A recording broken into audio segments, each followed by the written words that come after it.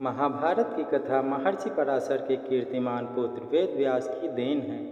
व्यास जी ने महाभारत की यह कथा सबसे पहले अपने पुत्र सुखदेव को कंठस्थ कराई थी और बाद में अपने दूसरे शिष्यों को। मानव जाति में महाभारत की कथा का प्रसार महर्षि वैशंपायन के द्वारा हुआ। वैशंपायन व्यास जी के प्रमुख शिष्य थे। ऐसा माना जाता है कि महाराजा परीक्षित के पुत्र जन्मेजय ने एक बड़ा यज्ञ किया। इस महायज्ञ में सुप्रसिद्ध पौराणिक सूत जी भी मौजूद थे। सूत जी ने समस्त ऋषियों की एक सभा बुलाई। महर्षि शौनक इस सभा के अध्यक्ष हुए। सूत जी ने ऋषियों की सभा में महाभारत की कथा का प्रारंभ की कि महाराज शांतनु के बाद उनके पुत्र चित्रांगद हस्तिनापुर की गद्दी पर बैठे।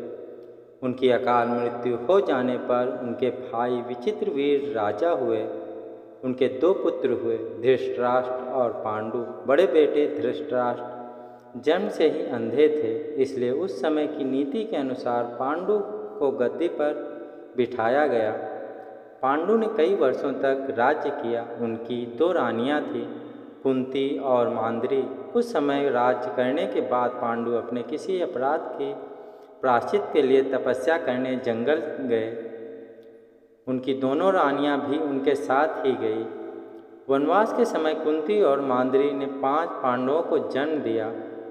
कुछ समय बाद पांडु की मृत्यु हो गई। 5 अनाथ बच्चों का वन के ऋषि मुनियों ने पालन पोषण किया और पढ़ाया लिखाया। जब युधिष्ठिर 16 वर्ष के हुए तो ऋषियों ने 5 कुमारों को हस्तिनापुर ले जाकर पितामह भीष्म को सौंप दिया। 5 पांडव बुद्धि से तेज और शरीर से बली थे। उनकी प्रखर बुद्धि और मधुर स्वभाव ने सबको मोह लिया था। यह देखकर धृतराष्ट्र के पुत्र कौरव उनसे जलने लगे और उन्होंने पांडवों को तरह तरह से कष्ट पहुंचाना शुरू कर दिया।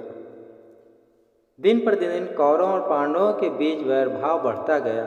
अंत में पितामह भीष्म ने दोनों को किसी तरह समझाया और उनके बीच संधि कराई। भीष्म के आदेशानुसार कुरु राज्य के 2 हिस्से किए गए। कौरव हस्तिनापुर में ही राज्य करते रहे और पांडवों को एक अलग राज्य दे दिया गया, जो आगे चलकर इंद्रप्रस्थ के नाम से मशहूर हुआ। इस प्रकार कुछ ही दिन शांति से रही। उन दिनों राजा लोगों में चौमार खेलने का आम रिवाज था। राज्य तक की बाजियां लगा दी जाती थी। इस रिवाज के मुताबिक एक बार पांडवों और कौरवों ने चौपड़ खेला। कौरवों की तरफ से कुटिल शकुनी खेला। उसने युधिष्ठिर को हरा दिया। इसके फलस्वरूप पांडवों का राज्य छिन गया और उनको 13 वर्ष का वनवास भोगना पड़ा। उसमें एक शर्त यह भी थी कि 12 वर्ष के वनवास के बाद 1 वर्ष अज्ञातवास करना पड़ेगा। उसके बाद उनका राज्य उन्हें लौटा दिया जाएगा। द्रौपदी के साथ 5 पांडव 12 वर्ष के वनवास और 1 वर्ष अज्ञातवास में बिताकर वापस लौटे।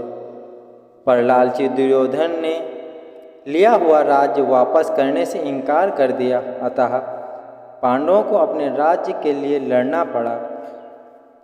युद्ध में सारे कौरव मारे गए। तब पांडव उस विशाल साम्राज्य के स्वामी हुए। इसके बाद 36 वर्ष तक पांडवों ने राज्य किया और फिर अपने पोते परीक्षित को राज्य देकर द्रौपदी के साथ तपस्या करने हिमालय चले गए।